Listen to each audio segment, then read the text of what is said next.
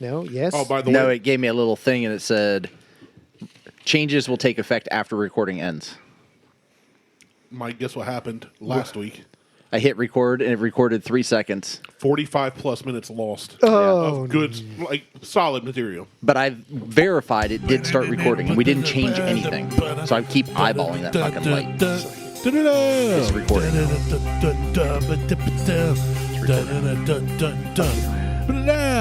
Welcome to the Buckhorn Pubcast.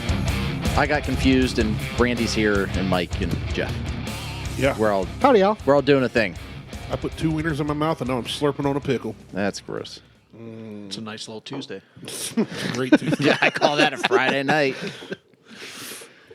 Oh shit. So previously pre-recorded episode, I don't know when I'm going to release this one. You guys did Southern Tier. Now you're just on the Middle West. The Bourbon Hunters barrel pick that is 125 proof. Yep. And is fucking delicious. So good. Like that is probably one of my favorite bottles. Much better than the Southern Tier stuff. Oh, yeah. The Southern Tier shit was so Epically. So Like, if you're listening to this now, you'll get to hear the Southern Tier show next. Or first. If you're hearing or this- maybe. Now, you've already listened to the Southern Tier show. Look, guys, we record stuff and it gets released when it gets released. So. I usually try to keep things in order, but I don't You know do. where this one's going to fall. I mean, it's not like we do mini multi-series. Yep. Sounds like rain. No rain. So Randy brought Jeff. Yeah, it's my Jeff's cousin. here to talk about It's weird hearing Jeff so much. Peters. Yes. Jake. He's From As State he's Farm. also known. Jay. Jake. Oh, Jay. Jake. Oh, yeah. Jake. Yeah. Well, his Khakis name's- and a the funny polo? thing is, everybody knows him as Jay or Jeff or Jeffrey if you look at his Facebook. At least you don't spell it with the G. But that's not even his name. That's Geoff. It's G off. Isn't it weird to have Jeffrey as a nickname? I don't know. You know his real name? Mark. Rupert. That would be Rupert. I'm calling you Rupert from now Is on. it Marcus Jeffrey? Mark Jeffrey. Yeah. It's actually Marquise. A.K.A. Jay, A.K.A. Bon Queef Queef. Yeah. Depends on what day of the week it is. You're still in my phone as Bon Queef Queef. I think it's been like 12 years running joke now. Inside jokes. Well, back when you could do those like face in the hole things, not the fun kind like you're thinking. Glory holes? Yeah. He had this big old black dude stick one through and just hit him right in the eye. And it changed his life. And that's what we're going to talk about today. Okay. No, he just sent this thing. I was this big, like, precious black girl, but his face on it. And he said something about how he changed. This was like 15 years ago. And he changed his name to Bon Queef Queef. And I changed it on my phone, and I've just never thought to change it. So anytime, because we usually use Facebook Messenger. Yeah. And anytime he texts or calls me, it says Bon Queef Queef is calling or whatever. You got to sneeze? I already did. Gesundheit. That was dainty. Well, no, I almost blew out my O-ring, but I, That would've been awesome. I didn't need that on the podcast. Yes, Better yes, out we than do. in, I always say. Martelle has farted directly onto his mic. I have. If you squeeze the wind guard there, you can still smell it. I have to go back and find that episode. Everybody likes their own brand. It's like right at the end, Yeah. I think. We're talking, all of a sudden he just grabs his mic from his desk, rips it out of the stand, because his desk mount at his house is Yeah. like a whole... I got a Howard Stern production articulating arm. And he rips the mic out and looks at me and she goes, "Bang!" Yeah, it was All it right, was that's good. the end. It was real good. Yeah, so here we are. I'm slurping pickles, brought Jay down. He called me like 2 days ago. It was Wednesday, 3 days ago. He's like, hey, we want to kind of talk about what we're doing. Can I be on the podcast sometime? I said, what are you doing Saturday? He's like, so yeah, here he is. So Take it away, Jeff. It's all you. So Jay, I'll set him up a little, and then I'll eat my pickles and drink my whiskey. And we'll knock him down. And we will. So Jay used to work for Verizon. He got not laid off, but you got a big severance package. Can you get me a discount on my cell bill? Not anymore. Dude, I used to. Dude, I used to call him all the time. I'd be like, hey, something. He's like, I'll check it. Done. Oh, I fucking hate Verizon now. But yeah, we have T-Mobile Yeah, now. I finally gave up. I'm gonna. It was have nice to- when you knew somebody that could do stuff at Verizon at the headquarters. But once he left, I was like, Well, it's not even. It's their service has gone downhill. Like even like out here, it'll show. I have 2 bars of 5G, but I could probably not make a call. even though that I have Full half bars. service. But when I'm down at my sister's in Florida, Verizon, they're in like a Verizon dead zone. Yeah, it's Florida. Nobody wants to be there. Well, no, everybody apparently wants to be there because they're all moving from Ohio. Gross. But anyway, Jay. You just don't want to be there. True. True story. Jay got he got a big severance package. I'll say he got to go to stay in Oregon for a while with a buddy. Lived in Mexico for 6 months. Worked on a mission there. For what was the mission about? I don't know how to describe. I remember Juan Carlos. Osama? They had to take out he was at cartel. a prison camp. boss. The only thing Jay would take out of Martelle and boss for was tacos, and he'd be like a Burt Kreischer, but with cocaine instead of the Russian mafia. He'd be with Mexican Martelle. Okay. He wouldn't be the machine. He'd be the You catch us engine. at Mexican Martelle? Yes. I just La Machina. Because the funny thing about it was I didn't mean to say Mexican Martell. I meant Sick Cartel. But anyway, so yeah, what was the mission about? So it was in Carmen Sudan. It's basically a mission for disabled kids because the culture in Mexico, a lot of times if they had a child that had a mental disorder, cerebral palsy, autism, fetal alcohol syndrome, they would consider them unclean or impure. And so once they figured out that that child had that, they would drop them off at a local fire station, a hospital, and basically just drop them off. I tried to do that with my kids. So that did it work? No, they came back. The problem was you tried to dress up like a baby and drop yourself off. I did that too. Take me away. Humming I children. dropped the kids off the other day at the fire station, and the fire station called and said, "These kids are ready to go home." And I'm like, "I don't know what you're talking about." We don't want to feed them anymore. What kids? I've never had kids. I don't have any kids. Harley would eat the whole firehouse out of house and home. Yeah. We call She's her so the tiny. We call her the bear, and all she does is eat. Every time I'm over there, I'll walk in, she's eating, and then she'll come in while we're recording. She's like, "Can I get a snack?" I'm like, it was I'm 15 saying, minutes like, ago. I haven't eaten 4 hours. You've eaten 3 times in the last hour. Like, Yeah, she that's just impressive. eats. Anyway, good. So anyway, So anyways, the mission took in these kids around the surrounding areas, and they basically had them from when they were 8 to now they're like 30. But they need full care all the time. They have to be fed. They're wheelchair bound. They need to do like physical therapy. You have to change their diapers. You have to bathe them. You have to basically do everything for them. And I found the place basically going on a mission trip at I think Jason Otero was he on this? I think he was. Yeah, I think it's because of Caleb. I thought. Yeah, well, I got there through Jason Otero, who was a pastor at the time, and he told me I how had. the turntables have turned. Especially when I just got I don't want to say the text I got from since we said his full name, but you'll see it. It's in the group chat. Oh, okay. I'll tell you guys later. But yeah, I went there on the mission trip, and I just fell in love with it, and it kind of like changed my heart. I was going through a real tough time at that period of my life, and just seeing the joy of and the love that kids with these broken bodies and disabilities can still show kind of changed me. And I had such a heart and love for that place. And then I eventually went and lived down there as like a missionary and served down there on staff for months. And then while I was living down there, Verizon closed my corporate offices, as said Randy, how I got the severance check.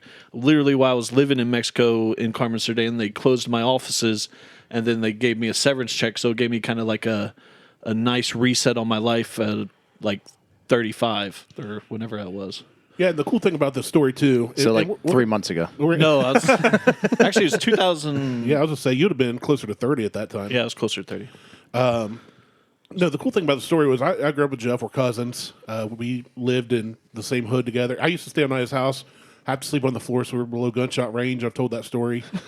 I'm actually kind of afraid that I don't know all the stories that's been told that I may not be able to. Guess you should have supported our podcast more. Guess you should listen. Swing and a miss. Mainly, I don't say full names a lot, so you're okay. Okay. We're only 300 and some episodes in, Yeah. and they're each I about an definitely hour. listen to episodes like the one I did listen to the one when we did the Florida trip with Jason and them. Yeah, down to Destin. Destin, yeah.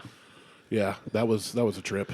Was that the one where you tripped and fell in the sand and rolled down the beach? that was just me trying to glisten myself up with sand. I was trying to coat myself. Yeah. I spread my saliva all over my body and rolled You around. don't even need to do that. That's gross. But what really sucked though is I got a bunch of like sand rug burn type stuff when everybody tried to push me back in the ocean. Thought you were a beach whale. It's like, help him, he can't breathe. I'm like, I'm breathing. Don't push me in the ocean. No, the cool thing about Jay's story though is like we grew up together. We went through a lot together. We grew up in church, but then we both drastically veered away from church for a long time. We both Me too. dealt with different addictions. We've dealt with our own personal struggles. We've had family problems, just life. And some people have it worse than others, or some people have different things they go through than others, and they both suck. It's not one sucks more than the other. But when Jay went to this mission trip the first time, he went down there just like, okay, I'm going to go do something with a buddy. He wasn't, really had no direction, I don't think, in his life. He was just kind of coasting and partying, which I was too. And then when he gets down there, I remember he ended up like turning back to the faith a little. And then he got baptized, and they baptized him in this pool, but it wasn't a like open for the season pool. It was like green water slurry pool. It was like random Mexico pool that's never been cleaned. Yeah. Pool. Drink the water. It was like half full. I was like, yeah, May have been an animal floating in you it. may have gotten baptized, but now you're going to die. So Yeah. good thing you got your things right with God. They told me to burn my clothes after it happened. Ugh. But yeah, it was cool because to see him come back from the life where it was just basically about making money, driving a nice car, partying, to go, okay, now I want to help these kids who are, kids that are, these people that are my age, and I have to change their diapers and stuff. Like, that's not something Jay would have ever done. Like, so it's really cool to see the transformation that basically getting laid off, how it affected his life in this trip. Because after he went back and lived there again. And it sucked for us because we didn't get to see him, but it was cool to see. We'd get random videos, especially Juan Carlos. And Juan Carlos was this dude, he had cerebral palsy. Couldn't talk. But when Jay would videotape, it's like, Juan Carlos, what are you doing up? You're supposed to be in bed. Of course, as Mike has referred to many times, I'm still up at midnight, 1 in the morning. And, we'd get these videos from Jay, be like, you're supposed to be sleeping. Juan Carlos would just be like, like he can't talk, but you can see. And he was a chunky boy like us. Yeah, and he was so happy. Was he on the top bunk? He always looked like he was on the top bunk. And I'm like, hold on. He was on an elevated bed. Okay, I'm like, this dude's hefty. I mean, he wasn't huge. He's a big guy. He was hefty. He has cerebral palsy. I'm like, how the F is he up on that bed? But you can just see the joy in this dude's face, and I'm like, it made me laugh because honestly, it was funny. I'm not going to lie. Michael choking on bourbon made me laugh. Oh my God. But no, you could just see that Jay was having a good time, and that Juan Carlos was just loving the companionship. It wasn't just somebody's helping me and my life sucks. This dude seemed genuinely happy with what was happening. But that led, so Jay comes back. My aunt and uncle have this little church right up by Villanova, up in what is it? Bad juju. What area is that? Clintonville. Clintonville. They bought this old church that's built in 1950. It's called Church on Como, and it's on Como. That's the name of the street. And music, Derek and I have played there before.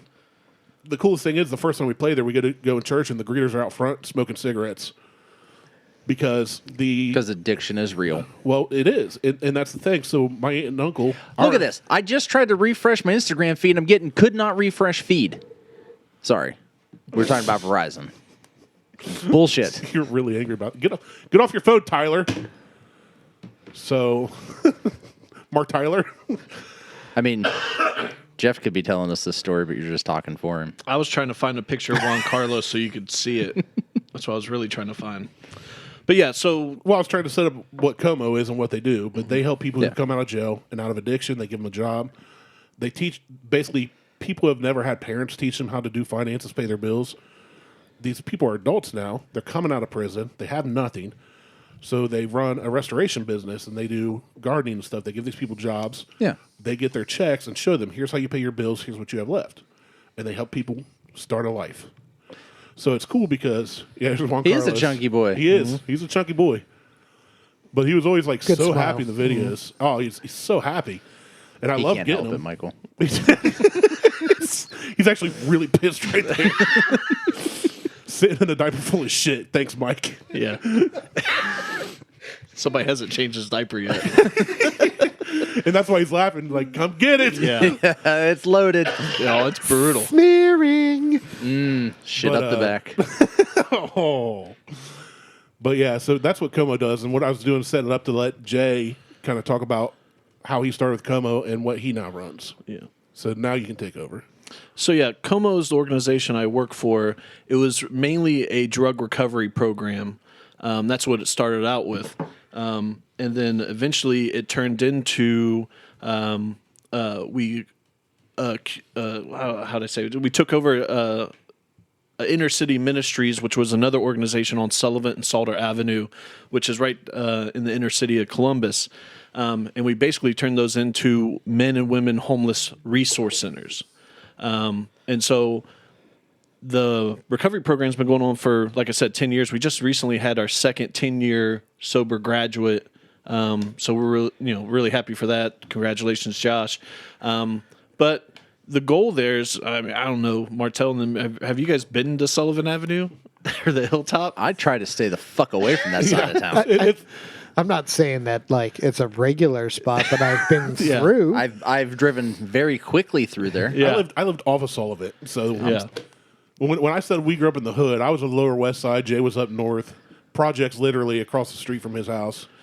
I mean, I've had hookers come up to my window and try to offer themselves to me over there, and I'm like, window up. I was working with him one Sunday, and a semi pulled up, no trailer.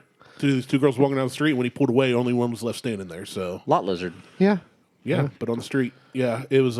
If you don't know what we're talking about, and you're listening, you're from Dayton or Arizona. I'm not naming any names, Mo or Jason, but just Google Earth, Google Maps, Sullivant Avenue in Columbus, and just stroll up and down virtually. It's a lot safer. Yeah, Street level.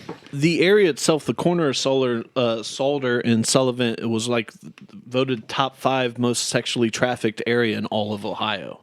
And there's times where I've been down there where they've arrested like 100 girls for, prostitution and things like that. But a majority of those girls are being trafficked. A lot of times when I'm down at the center, you see people come up and pick up these girls, and it happens every day, all day. And a lot of people don't know just how close to home it is. And like I said, when I worked at Verizon, I didn't have any experience doing this at all. I didn't go to school for it. Beth and Tim, I don't think you can go to school for this. well, you think like Yeah, I'm going to college, University of Phoenix, studying sex trafficking. counseling or like Yeah, any, some kind of training or some type of experience. Yeah, so I went into it just because I lived in Mexico as a missionary. This was going to be like a missionary type of deal. And, when we first started there, it was really bad. We would have people ODing right on our steps. You literally helped save the one dude's life, right? Early on? Like I think it was my second week there. I never experienced any of that stuff. I never experienced overdoses or anything like that. My only experience with that was just basically living as a missionary. And then we were literally open like within the first month, and a guy came in our center. And in our center, when you come in, a person can come in, get clothes, hygiene, shower, blankets, obviously food. They can sit and watch TV. Like during the winter, it's great because they can get warm out of the elements. In the summer, they can come in, get cool when it gets really cool. And one of the guys came in perfectly fine, and then I hear a woman screaming outside, like, blood chilling screaming outside, and the guy was out on the steps. And this is when I first started working there. And then we had Narcan there, and luckily Tim, who's the admin of the organization, he was there too. And we went over there and revived him. And I had no experience, no idea of what I was walking into. And I walked into him, and the guy was basically, his skin was gray. He was been out like for a minute. Ooh. And so give him the Narcan, first one didn't work. Get him the Narcan again, didn't work. So they then started CPR. And they started trying to revive him. Meanwhile, I was on the phone calling the ambulance, and then Tim was over there giving him CPR, and he eventually came up.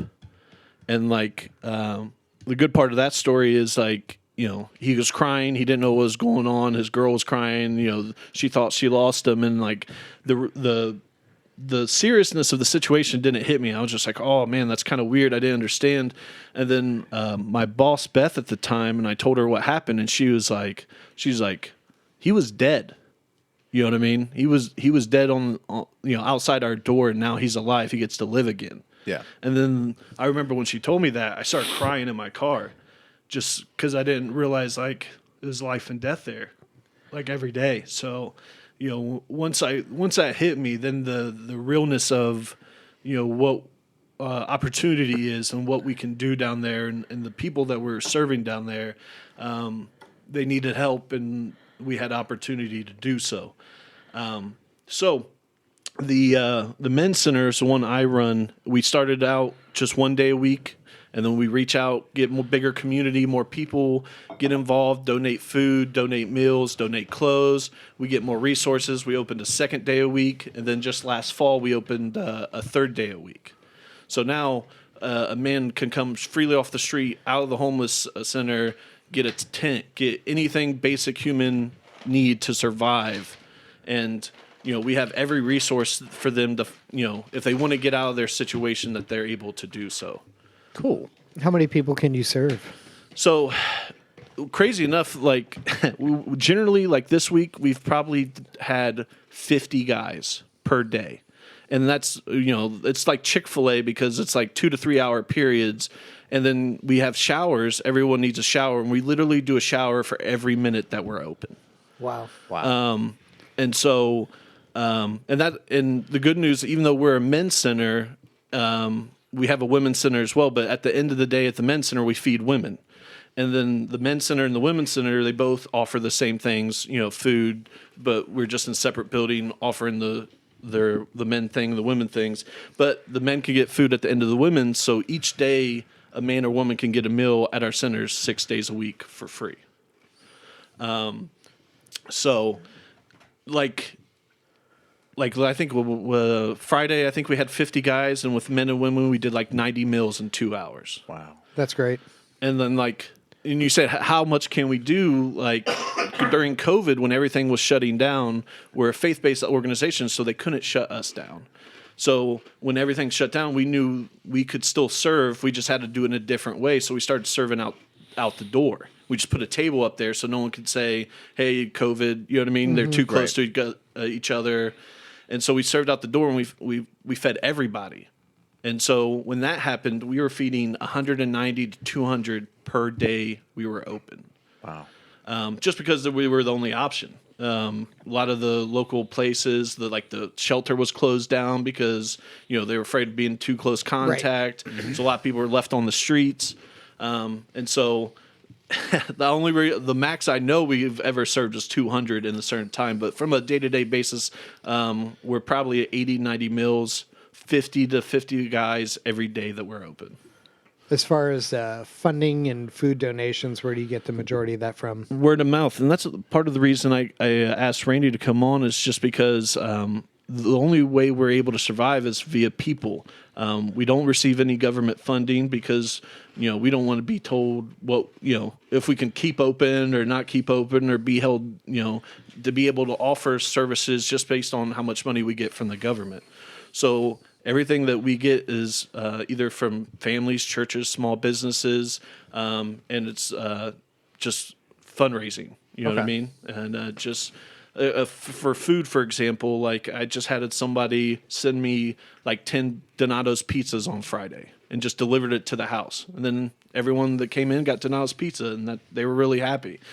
So, and the thing too is, like, even though we serve men, like I get a lot of kids. A lot of kids live in that environment or in the lower income housing. And I probably have 5 to 6, even more kids that range from 7 to 12 that come in by themselves in Sullivan Avenue on a hilltop, come in my door, and, we give them food, we give them whatever they need. And I think a lot of times, I don't, on the news, you only hear about the worst things. You don't get to really see like the real impact of, the real light of like kids coming in on Hilltop. You see Hilltop and you're like, oh, that's a really bad place. And you're like, I can't imagine being an 8-year-old or a 12-year-old or like a 19-year-old. That's all they knew since they grew up, and they're living in that environment. Well, yeah, and that harkens back to what I was saying about where you and I grew up. We grew up in bad spots. I literally lived on Clarendon Avenue, which is right off Sullivant, down the way a bit from where he's at. He grew up in a bad part of the North End, but growing up, I never felt like I couldn't get a bar of soap. Yeah. I couldn't get a clean pair of socks. Like, I know Haynes has been a big supporter. Yeah. Socks, and it's stuff we don't think about. Well, of course. I mean, Yeah, no one it's- thinks. I think about underwear, but I'm weird. Yeah, but you don't worry about where you're going to get a pair. Sometimes I do, actually. I don't- Not that I'm worried about where I'm going to get them from. I'm worried about where I'm going to buy them from. Yeah. I don't. Christmas Like- coming around, somebody will give me some. Like Hanes sucks. Hey, Unfortunately, Haynes has been a they big do supporter. not. They do not fit me very well. Duluth Well, that's gravy. just because you got a massive schlong. No, it's very tiny. Little dicky. Too breezy in there. Too much room. Yeah, but- my family, my sister-in-law and my mother-in-law, we once a month get together there's a homeless shelter right down at the bottom of the hill. Holds about 24 people, so we provide I've usually served there before. Yeah, It's tiny. Yeah, it's real small, but once a month we donate a meal. And during the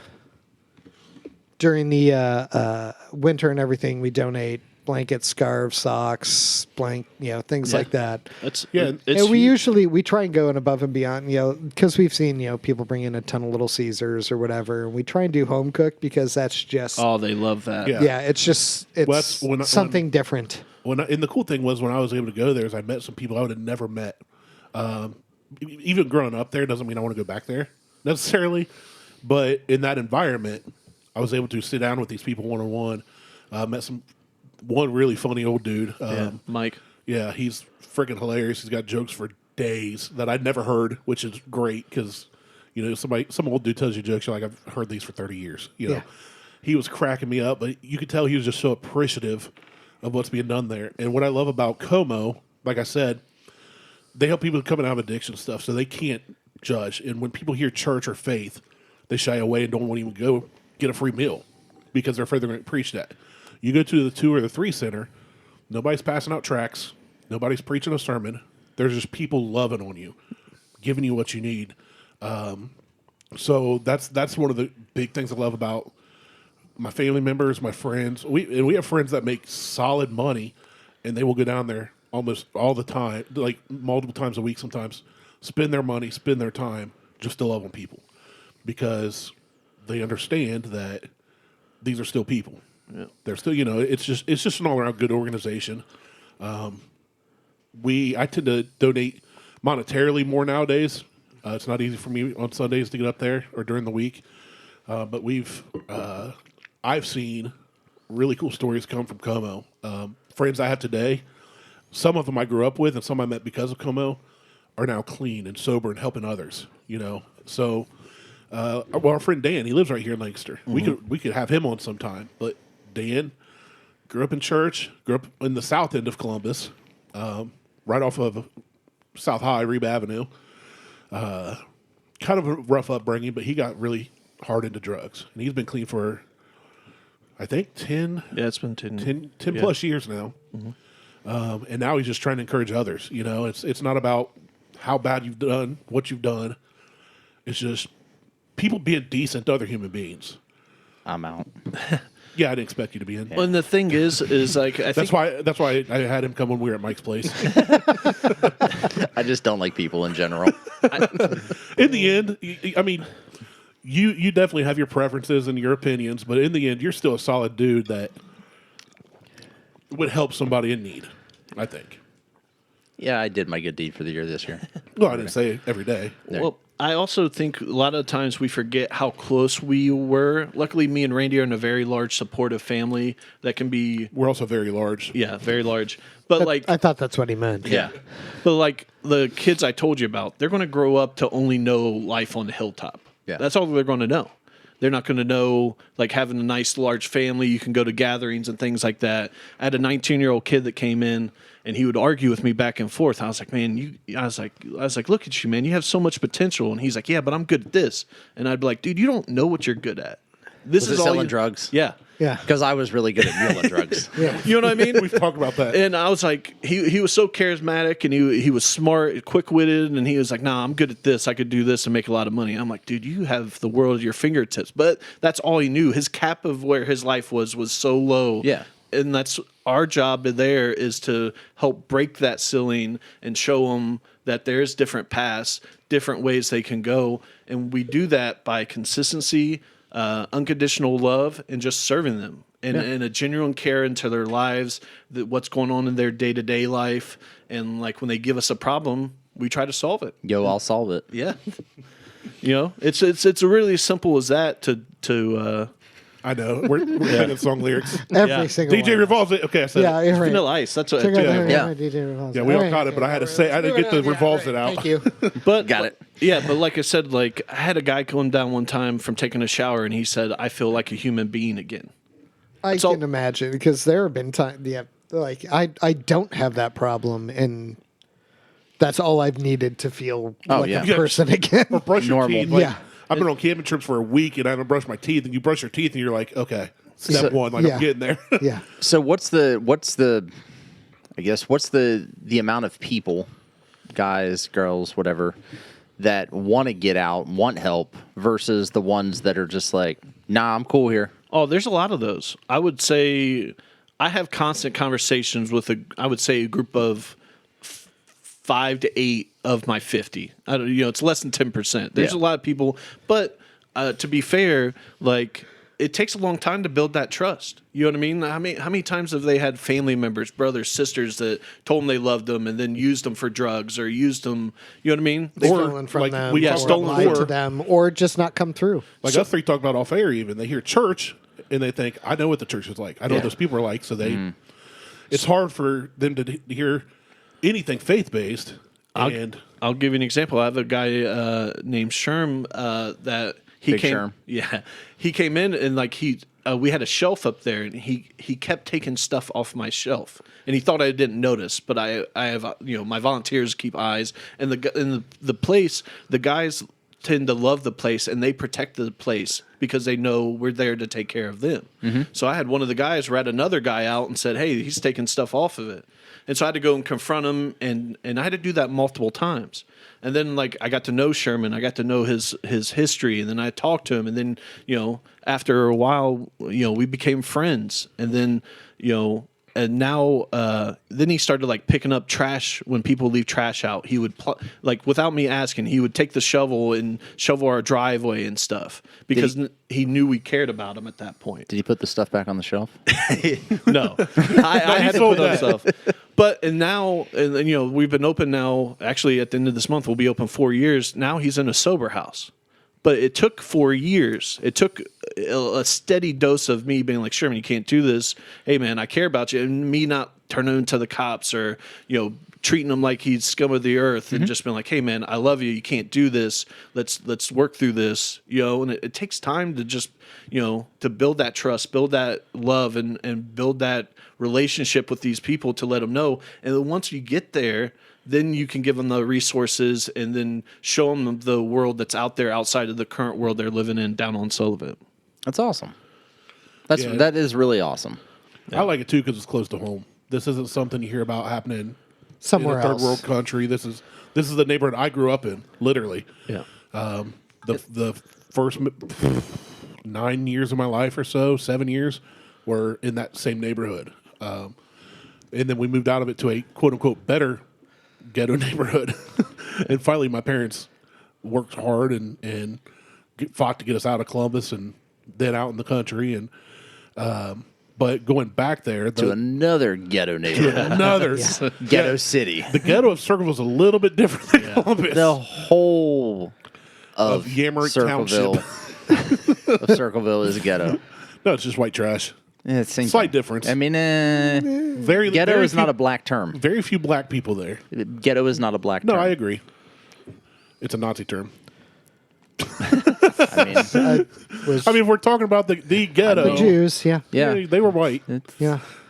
Oh Yeah. man, But- playfully racist. I mean, that's historical fact. No, you're not incorrect. But I would say that we learned this over time. We've changed things over time. We've evolved over time, and we just recently had a second girl who was in sex trafficking, lived that lifestyle, was on the street, and she just recently graduated from a program, and now she's reconciling with her children. And I know Martelle asked, like, what's the percentage? I just, within the last 6 months, Sherm, who I just mentioned, and I got another guy named Ant, who are both sober now. It's awesome. So That's awesome. obviously we don't know if it lasts forever, but that's the thing about us is It's a that step. it's a step. And if they stumble, we're still right there. Yeah. And I'm going to be there. They're going to see me. They know I'm going to love them. I'm going to ask them what's going on. How can I help them? How can I fix it? Now, do they come back and help as well? Oh, yeah. Sherman, are they? Oh, they're still, yeah. Sherman was there on Wednesday. So that should That's a great indicator. theoretically should help keep them on the path of not relapsing. Yeah. And It gives them something to live for. Right. Well, not only that, but it's also it's giving back, and it's like, hey, man, as opposed to the people who are running this place, I've been there. Yeah. I You live are here. me, Yeah. And that's- you are me 2 years ago. And that's the thing is, and I told Sherman this too as well. I had issues with marijuana, some pills, but my extreme issue was alcohol. I would go home and drink until I was fully passed out. Ordered. We used to play Halo on Xbox, and all of a sudden there'd be the four of us. Usually we had a lot of friends, but there was four main guys that the group chat I mentioned, and it'd be like 2 a.m. We're all playing this tight match, and we got to win. And you run by, and Jay's character's just like running against the wall, and we're like, Jay, and his character's just like stuck in a corner. I'm like, he passed out while playing Xbox. Yeah. I've done that. So Yeah, this was a nightly basis yeah. for a long time. I haven't done it nightly, but I've done that. It was a good time. I heard it was great. I'm not gonna lie. It was a good time, but I think that's what led me to diabetes. Beat us. I mean, yeah. But with like Sherman, for example, is like he's lived on the street. He's gotten jumped. He's gotten beat up. He's been addicted to heroin, and now he's getting better. His story will be able to impact more lives than I could ever possibly do. yeah. Absolutely. And so him being an ally with me and me being in his corner can impact even more people than I can imagine. And he can tell people not to take shit off your shelf. Yeah. Well, That used to be me 2 years ago. Yeah. Well, that's- now I'm shoveling snow. Well, that's the crazy thing about, and that's what part of the reason I love what I do is that you started out, you had to be worried about stuff being taken or someone bringing stuff on it. Well, And that first year is when I first went Yeah. up there. And dude was like, all right, just so you know, here's kind of, you may see this, you may see that. And I was like, cool, I'm just here to serve people food and talk to them and hang out. So, but yeah, it was very much the whole time we were open. I'm like looking around like, one of these mofos going to shank me and try and rob us. There were dudes there that I'm gonna I be looked at honest. and I was like, I'm not turning my back on that guy. That's the way I felt today at the track meet. Yeah. Franklin Heights was there. Oh, yeah. hey, whoa, easy. Oh, yeah. Jay went to Heights. Falcon I don't, Pride. give a, I don't give a shit. I kind of graduated Some from of Central the some of the parents from that place. I wasn't going to mention it until you did. Yeah. It only took Jay 4.5 years to graduate high school. Yeah. No, some of the parents from that place. Woo, boy. That was stayed- going to be my high school after we stayed in I Columbus. stayed on the infield. And that was us moving to the better neighborhood than where I lived in. I would have been going to Franklin Heights. But to say that, like that was the 4 years, and now if you look at April 30th, which will be our 4-year anniversary, you'll come on a Sunday or a Wednesday, and you'll see guys cleaning up before we open. They're picking up trash off there. They get my broom and they sweep off the porch and stuff. Now it's not my place; it's their place. Yeah. Yeah. That's a big There's a step. sense of pride. Yeah. Yeah. They're And then when I close, they're sweeping and mopping, they're wiping off tables for me, and that's something that can't be done. That can't something be taught. That's something you have to show them compassion. It's something you have to show them love. That's something you have to be consistent and not give up on them. And then that's where you can make the real life change. Right. Well, and I'm sure when you all first went in there, and again, I haven't been up there a ton, definitely not as much as some of your other volunteers in person. But when you first opened, those people in that neighborhood had to sit there and look at this and go, okay, I'm going to get what I can before they leave. Yeah. Yep. Because honestly, I not only did I live in that neighborhood just years ago, I worked for about 5 years on inner city houses in Columbus, and that was one of our territories. So I knew talking to people that lived in the houses that I was paid to do maintenance in, how they felt about their community. So a lot of them are like, yeah, you get what you can get, because nothing stays here. Get in, get nothing out. good stays. Yeah. So I think it's a great location, and obviously with that intersection, the sex trafficking thing is something that, again, most people like us, unless it's happened to somebody we know, it's not something we think about on a daily basis. It's not something that I think a better location would be New Albany. probably. But There's more money there. yeah, it's like the Super Bowl. Yeah. They have semi trucks full of kids come in, and I hear Epstein Island's nice this time of year. Yeah. It might be up for sale soon. You gonna buy it? Maybe. But don't change the name. No. Keep it. Unfortunately, they tore down the mansion. Unfortunately. Man, there goes the dungeon and everything. Yeah. Shit. I mean, that's just added cost. You got to rebuild. I got to rebuild. That's the problem. It's like living in Alabama after a hurricane. We have fun here. Yeah. Even we talk serious, we have fun here. Yeah. Yeah, so it's just a cool program. Jay, how can people, if people want to send a meal or a monetary donation? I know some of our friends and family, they do the birthday fundraisers. They do it for the COMO programs, COMO Recovery. How can people reach out to you or donate if they feel so led to do so? I'm not going to guilt trip anybody, but you're basically a human piece of garbage if you don't. Yeah, trust me. Like I said, we've been incredibly busy this time. So clothes, travel size hygiene, blankets. If you want to prepare a meal, just enough for 70, 75 servings, could be 70 to 75 hot dogs, 70 to 75 hamburgers, breakfast sandwiches. You know what I mean? Doesn't have to be anything crazy. 70 pieces of rice. Yeah. Yeah. I can do that. Clothes. We have a furniture bank as well. So if they have old furniture they want to drop off, we're connected with a Moms to Be program where we provide furniture to new moms and their babies and their apartments. So we're in the furniture bank. I do that when I'm not doing the men's center. So a couple ways you could do so. You can email me at jefftabor03@gmail.com. Spell your last name out. Yeah. T as in Tom, A as in Apple, B as in boy, O. R. All right. And then our website is www.como-cares.org. And then you could do, and the last thing is my center is called the 2 Men's Respite Center, and we are on Facebook. And I usually respond rather quickly if they had any questions, want to drop off anything. Either of those options, whether you prepare a meal, want to drop off clothes, hygiene products, blankets. Contact us anywhere on those platforms. Now, do you guys here's something I do when I go travel for work. I stay one night at a hotel. I go to the next site, one night in a hotel. I take all those, save them so I got a decent amount and take them up there. So any of you that travel, grab those out of the hotel, especially if you don't use them. Throw them in a bag. You can reach out to us, and I will get them to Jay. And what about used stuff? I know for a while you guys were looking for shoes and boots, especially boots in the winter. Mm-hmm. What if I have a pair of lightly used boots? Yeah, I'll take shoes are high priority because a lot of times, even more so, people, when they're on the street in the summertime, a lot more people are outside. They're walking a lot. When it's cold, they're all stuck in the homeless shelter because they're trying to stay warm.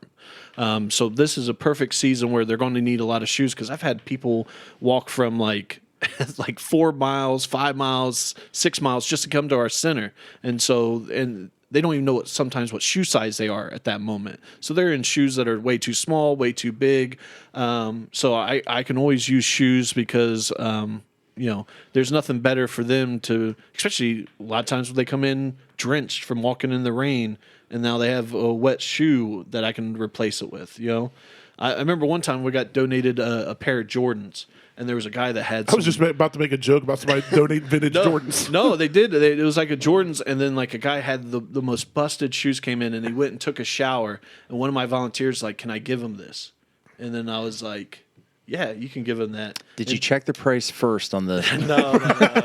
How about you give them to me, and then I'll buy him some Converse? But I was saying, you sell those on some eBay, Hey Dudes. and you buy some. Only Martelle dudes. was Yeah. Martelle sells the shoes, buys Sup, them from Hey fellas? Dudes. Yeah. Some Walmart sup fellas. These are brand new. These brand new dudes. Yeah. But he put on the shoes. You don't want these janky ass Nikes. These are made by China kids. Yeah, with tiny hands. like the elf, the mini elves. But we put on the shoes and he started getting emotional. Like he hasn't had a good pair of shoes, and he said he hadn't had a pair of shoes that fit in a long time. And so sometimes we forget like a shower, a pair of shoes, like dry socks, how little it takes to make someone's day. He lied to you. impact. He knew those Jordans were worth a lot. He of didn't know I money. was pulling out Jordans when he asked for shoes, though. When he saw him, he's like, "Oh my god, I can go to the pawn shop." Down here at the pawn shop. No, that's really cool. No, that's good. That's good. That's good. That's good stuff. So yeah, if anybody out there has anything, wants to donate, get a hold of Jeff. Contact me if I need to run to a date and I'm not flying to Arizona. Jason, you don't have to mail them. He ain't mailing you any Jordans. Jason, Jordache. mail me, Yeah, you get mail me some Jordans from TJ Maxx. Jordans. Some I actually, when I was growing up, I wanted Jordan so bad because that's what the cool kids were wearing with their starter jackets. And I saved up all my birthday and Christmas money, and I had like $120, which back then was like, you can buy a bike and a Nintendo for that, but not Jordans. So I ended up with Sean Kemp Rainmans. But if you happen to find a pair of Sean Kemp Rainmans that are still good condition, you can send those to us. Pass them out the center, someone would be like, who the F is Sean Kemp? Well, I will put all this information. I'll get everything from you, Jeff. Yeah. Put some links. Get some links, get some other things. Maybe create a QR code or something so people can just scan it real easy. Yeah. Look at you, And man. get to Smart. it. Yeah. Yeah, QR codes are the way to go. Thank you guys for having me on. Like I said, Randy's asked me to come on for other stories, and I was just like, you know what? It's good to come on different podcasts or different places and just explain what we do, because I think there's a opportunity for knowledge of what's going on in the inner city Columbus, and then the resources that are available, and people can donate. And we're not Goodwill. We're not Salvation Army. We're not in a warehouse. Like literally everything you give us is going directly back to the street. Yeah. I'm going to use what you give me tomorrow or Friday. Yeah, so if you drop something off, go down to Sullivant Avenue the next day and look at all the people on the road, because you might see that item. Hey, I have that happen. My volunteer came down and he's like, hey, that's my shirt. So it is real. So again, thank you guys for having me on. This is I appreciate the opportunity. We didn't have you on again just to have fun. Yeah. I mean, this was a good opportunity. That didn't come out right. You're right. This was a great opportunity for you. You're welcome. It was a good opportunity to have you on the show is what I was going to say. But yeah, Jay and I have stories for days. Oh, yeah. You should get a podcast. Just from that second, we should. Hey, can I borrow some equipment? The funny part from the last episode, he talked about the $60 at Louisville. Mm-hmm. So the funny context, I'll have to listen to both podcasts to remember, is Randy came down and he said, I only have $120 to spend the whole trip. And then he bought like four. I'd already paid the cost of the hotel and stuff. Yeah. But I had like $120 spending money. And I was like, I was $60 in the first 5 minutes. He bought like Captain Coke size this big and obviously our size, and he's like, "Hey, there's half my money." Boom, boom, boom. I'm like, Son of a. And we were all looking at him like, "Dude, what are you gonna do?" Hey, once you're out, you're out. I started showing my titties for free drinks. People throw They'll beers. be like, I will buy you a drink. Put your shirt back on. Sir, please. It was like in Coyote Ugly when John Goodman gets on the bar. Like, Yeah. put some of it on. I'm like, buy me a drink. That'd be Randy. All right, great. Thank you, Jeff, for coming on. Hey, Thank you. guys. Thanks for all the information, and like I said, we'll get all that Compiled. compiled. That's a good word. I was gonna say corrugated. We'll get all that But cardboard like in a there. box. corrugated Put it is in a not box. the word that I was looking for. So I'm dyslexic. Fancy words. You are. I'm so dyslexic. Big. That's 4 cylinders, man. I know. 4-cylinder words are hard to read. Jesus. All right. Anyway, I'm Martelle. Mexican Martelle. Yeah, Mexican The Martelle. Mexican Martelle. El Martelle. El Martelli. For Michael, Randy, and Jeff, we're out. Goodbye. Bye.